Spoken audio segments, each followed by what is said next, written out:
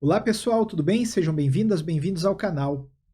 500 milhões de reais. Isso é equivalente a meio bilhão de reais. Coloque esse número numa folha de papel e veja a quantidade de zeros que há nele. Você vai se assustar. Pois bem, este é o prejuízo estimado para os cofres públicos ante a irresponsável suspensão da prova da Polícia Civil do Estado do Paraná no dia 21 de fevereiro de 2021. Se você não acompanhou, o que aconteceu? Lá no dia 21 de fevereiro de 2021, 100 mil pessoas do Brasil inteiro, basicamente, vieram para Curitiba e região metropolitana para fazer a prova da Polícia Civil do Estado do Paraná. Prova que estava sendo gerida, e está ainda sendo gerida, pela Universidade Federal do Paraná. A semana que antecedeu a realização da prova foi uma semana de muita judicialização. Várias ações foram apresentadas em juízo pedindo a suspensão dessa prova porque, segundo os autores das ações, não havia condição sanitária para a realização de uma prova dessa proporção em Curitiba. Só que todos os responsáveis se posicionaram em juízo dizendo que não, estava tudo certo. A banca era uma banca experiente. Isso ela falou em vários locais. Não se preocupem porque a gente tem braço para fazer essa prova. E aí o que aconteceu? Às 5h40 do domingo, faltando então 7 horas para a realização da prova, a Universidade Federal do Paraná divulga uma nota falando que, dadas as condições sanitárias, a gente não vai fazer a prova hoje. Ou seja, depois de ter feito 100 mil pessoas mudarem-se para Curitiba para fazer a prova, ela acorda para uma realidade que todo mundo tentou chamar a atenção na semana anterior. E uma realidade que foi afastada por ela, inclusive em várias manifestações. O que aconteceu? Todo mundo teve que voltar para casa. Eu conheço pessoas que vieram do Nordeste de ônibus. São 3 dias de ônibus para ir, 3 dias de ônibus para voltar, a depender da localidade. A pessoa veio aglomerada em ônibus, comendo onde dava para comer, parando em posto de gasolina para tomar banho, uma verdadeira odisseia. Evidentemente que essas pessoas se sentiriam minimamente ofendidas com o que a banca fez. E essas pessoas começaram a litigar. E, de fato, tem várias ações no Poder Judiciário discutindo danos morais e danos materiais. Só que aí, a Universidade Federal do Paraná, a partir da sua procuradoria, está se manifestando nos processos, dizendo o seguinte: olha, sabe o que é? Se for dar uma indenização média de 5 mil reais para cada um dos 100 mil candidatos, isso vai dar meio bilhão de reais e a Universidade Federal do Paraná não tem todo esse dinheiro porque o orçamento dela é menor. Eu vou mostrar para você aqui um trecho da petição. Eu acabei sonegando aqui o nome do autor, mas trata-se de uma ação só, de várias, né? Onde ela está falando isso, distribuída lá na primeira vara de Francisco Beltrão. O número do processo está aí, se você quiser procurar, você pode procurar também, porque o processo é público. E nesta ação, e em outras mais, a Universidade Federal do Paraná falou o seguinte, ó. A título de exemplificação, a indenização por danos morais fixada em valores médios de 5 mil reais, se multiplicada pelo número de candidatos do concurso que foi adiado, 100 mil inscritos, representaria a quantia de meio bilhão de reais, mais de 3 vezes o orçamento anual da Universidade Federal do Paraná, que é de 126 milhões 838 mil reais, conforme demonstra a tabela abaixo. Eu guardo um respeito muito grande pela Universidade Federal do Paraná. Eu fiz o meu doutorado na Faculdade de Direito da Universidade Federal do Paraná. Conheço professoras e professores lá de dentro espetaculares. Mas a instituição, enquanto gestora de concurso público, me desculpe.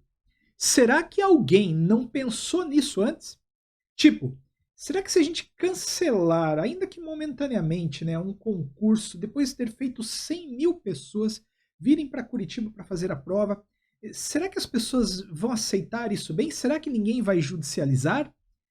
É evidente que as pessoas judicializaram, elas estão fazendo valer um direito que é delas.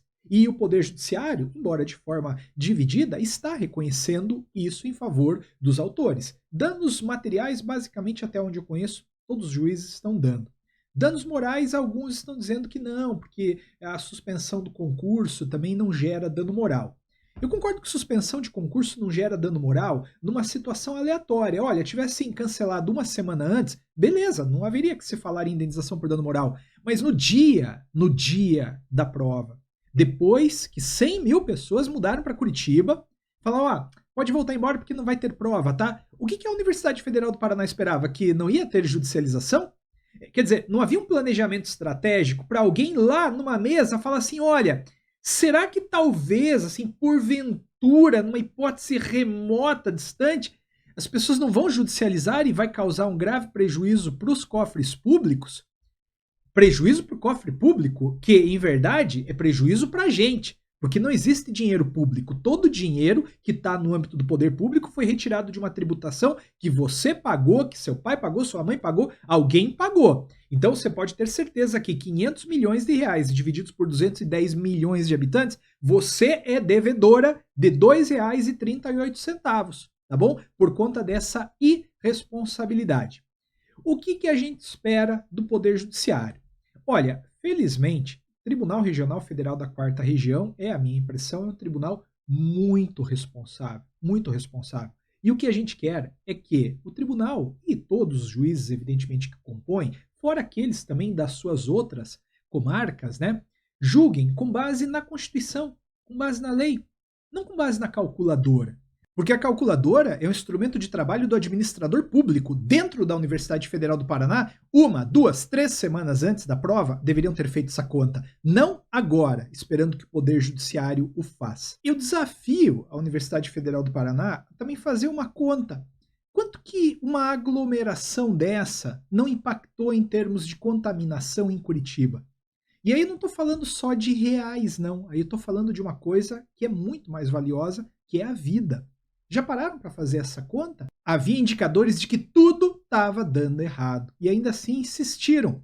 Insistiram e depois também em juízo falaram que a gente suspendeu por conta de força maior, como se a pandemia tivesse começado na madrugada do sábado para o domingo. Eu não sei em que mundo as pessoas vivem.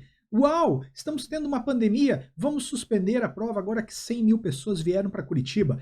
Faça-me o favor. Passaram a semana inteira se defendendo, dizendo que tinha condição sanitária de fazer a prova, e aí no dia, faltando horas para a prova, suspendem com base num argumento que podia ter sido utilizado há uma semana atrás. Aí ninguém teria vindo para Curitiba, as pessoas teriam remarcado passagem, as pessoas teriam dado um jeito na vida, e aí não haveria dano moral, concorda? A jurisprudência do Supremo Tribunal Federal fala.